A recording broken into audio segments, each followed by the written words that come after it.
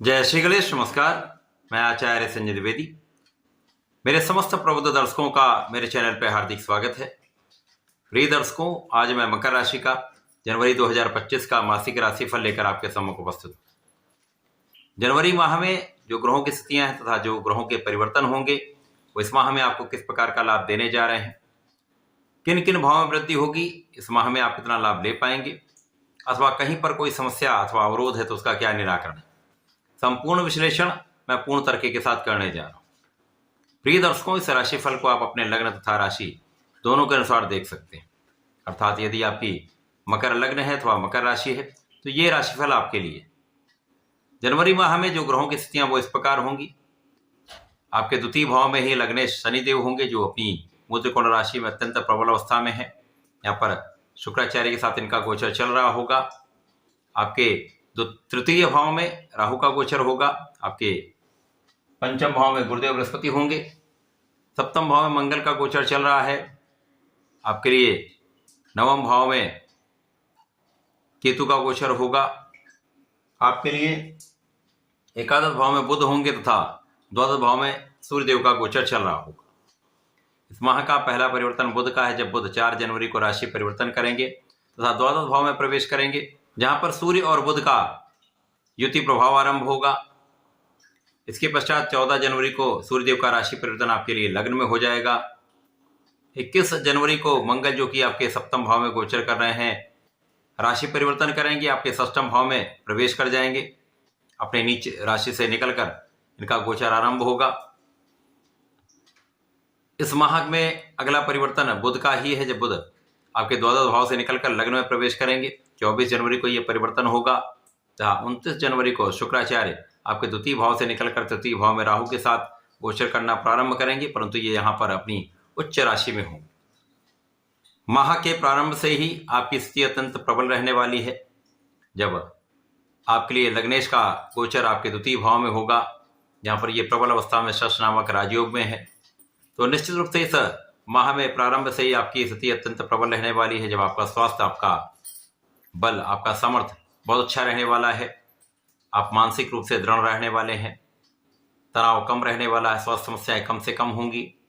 तो इस माह के प्रारंभ से ही आपके लिए धन की अच्छी स्थिति बन रही, क्योंकि यहाँ पर कर्म के स्वामी धन भाव में होंगे।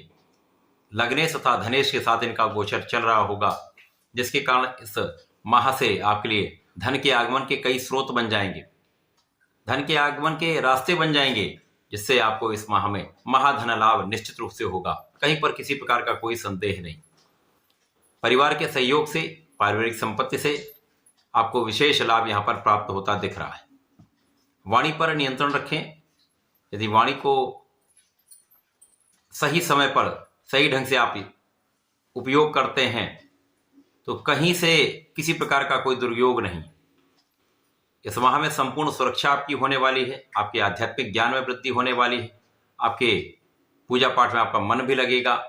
तो आपके लिए जो जातक विद्यार्थी हैं अथवा जो प्रतियोगिता परीक्षा की तैयारी कर रहे हैं, हायर एजुकेशन में हैं, उनके लिए एक अच्छा समय है, जब आपका परिश्रम पूर्ण रूप से आपके लिए अत्यंत प्रभावी होकर आपको संपूर्ण लाभ देने वाला है। आपका परिश्रम रंग लाएगा, आपको अच्छे अंक प्रदान करेगा तथा इस माह में संतान भी बहुत अच्छी रहने वाली। संतान का संपूर्ण सुख आपको प्राप्त होगा। ज्ञान शिक्षा के भाव में प्रबलता आएगी। समस्त मांगलिक कार्यों में सफलता प्राप्त होगी। इस माह में ज्ञान शिक्षा तथा विवेक से आप बहुत अच्छा कार्य करके बहुत बढ़िया लाभ लेने वाले हैं। इस माह में आपकी इच्छाओं की पूर्ति हो सकती है। आपके सोचे हुए कार्य बन सकते हैं। जो कार्य में अवरोध चल रहा था, क्योंकि यहाँ पर भाग्य कुछ बाधित है, जिसके कारण कुछ कार्य में विलंब तथा कुछ कार्य में अवरोध की स्थिति दिखती है, परंतु आपका परिश्रम, आपका ज्ञान, आपका धैर्य, आपकी शिक्षा यहाँ पर आपके लिए अत्यंत प्रभावी होकर आपको रास्ता दिखाने वाली। जब आप निरंतर प्रयास करते रहते हैं, किसी भी क्षेत्र में आप हों, तो उस कार्य में आपको सफलता अवश्य प्राप्त होती है। हो सकता है वहाँ कुछ देर हो जाए, हो सकता है कुछ अवरोध हो, परंतु उन अवरोधों को, उन समस्याओं को आप निस्तारित करते हुए आप आगे बढ़ेंगे। अपने क्षेत्र में आप एक अच्छा लाभ लेने वाले हैं। लोगों का सहयोग प्राप्त करने वाले हैं। इस माह में प्रारंभिक समय में कुछ आंखों से संबंधित विकार हो सकते हैं, सिर दर्द की समस्या हो सकती है, अथवा हड्डियों से संबंधित कुछ दर्द की समस्या हो सकती है। अपने स्वास्थ्य का ध्यान रखिए, खाने पीने पर नियंत्रण रखिए, अच्छी हेल्दी लाइफ स्टाइल को अडॉप्ट करिए। परंतु इस समय में आपकी कानूनी समस्याओं का अंत होगा, आपका पक्ष बलवान रहेगा। यदि कोई कानूनी समस्या चल रही तो उसका हल निकल आएगा, आप विजयी रहेंगे। इसी प्रकार से आप अपने ऋण को यहाँ पर चुका पाएंगे। शत्रुओं पर पूर्ण नियंत्रण रहने वाला है तथा रोगों से भी आप यहाँ पर बचते हुए आगे चलेंगे। हो सकता है कुछ रोग छोटे मोटे हों, परंतु उनका निराकरण भी यहाँ पर होने वाला है। इस माह में आप बहुत बुद्धिमान रहने वाले हैं। ज्ञान के साथ यदि बुद्धि का समावेश हो जाता है तो ये समय अत्यंत प्रबल हो जाता है। जब आप अपने ज्ञान से, शिक्षा से तथा अपने बुद्धि के बल से, अपने वाणी के बल पर, अपने कला क्षेत्र के ज्ञान से, अपनी कैलकुलेशन से अपने कार्य क्षेत्र में संपूर्ण रूप से सफलता की प्राप्ति करने वाले हैं। एक अच्छा नाम आप प्राप्त कर सकते हैं, अच्छे पद की प्राप्ति कर सकते हैं। इस माह में पहला परिवर्तन जब बुध का आपके द्वादश भाव में हो जाएगा तो यहाँ पर त्रिक भाव है। सूर्य को छोड़कर समस्त ग्रह यहाँ पर प्रभावित होते हैं।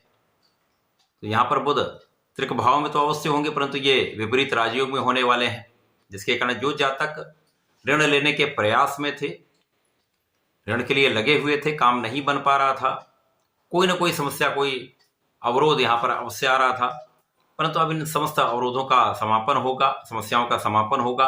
आपको अच्छे संस्थान से ऋण की प्राप्ति हो सकती है। आप अपने व्यापार को बढ़ा सकते हैं।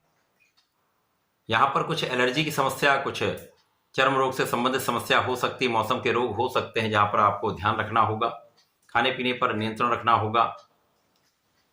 इसी प्रकार से जब 14 जनवरी को सूर्यदेव आपके लग्न में पहुंच जाएंगे तो आपकी स्थिति अत्यंत प्रबल हो जाएगी। जब समस्याओं का समापन होगा, आप बहुत सामर्थ्यवान होंगे, आपकी क्षमता में वृद्धि होगी। जो जातक नौकरी के लिए प्रयासरत थे, कार्यक्षेत्र में जाना चाह रहे थे, उनके लिए रास्ते बन जाएंगे। था यहाँ पर अचानक ही कहीं ना कहीं से कुछ ऐसा योग बनेगा जो आपके लिए अत्यंत लाभकारी होने वाला है। यहाँ पर आपके लग्न को प्रबलता प्राप्त होगी, क्योंकि मकर राशि शनिदेव की राशि। यदि आप आलस्य छोड़ देते हैं, काम को टालने की टेंडेंसी को त्याग देते हैं, तो यहाँ पर सूर्यदेव जब लग्न में पहुंच जाते हैं तो आपको बहुत पराक्रमी के साथ साथ बहुत दृढ़ प्रतिज्ञ बना देते हैं, बहुत संकल्पित बना देते हैं।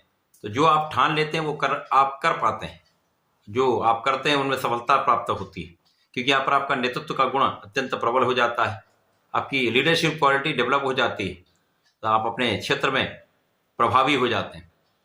इसके साथ ही साथ जो मंगल आपके सप्तम भाव में गोचर कर रहे हैं, जो नीच का प्रभाव दे रहे थे, जिसके कारण जीवन साथी के साथ कुछ समस्या, सामंजस्य में समस्या तथा मतभेद की स्थिति चल रही थी, इसी प्रकार से साझेदारी में विशेष रूप से समस्याएं चल रही थी, उनका निराकरण यहाँ पर होगा। सूर्य का प्रभाव मंगल को बलवान करेगा, तो मंगल का नीच प्रभाव यहाँ पर बैलेंस होगा।